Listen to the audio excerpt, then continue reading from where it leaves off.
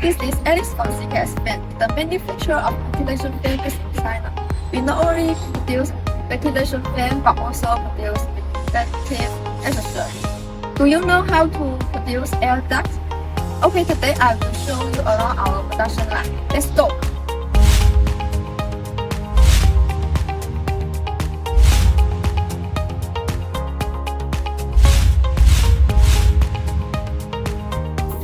The mold determines the size of our air duct, and we will adjust the mold according to the needs of our production.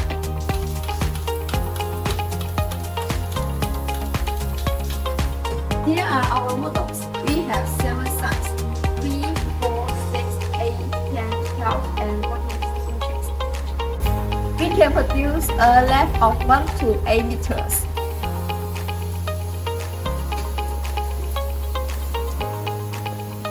This is our raw material arrow.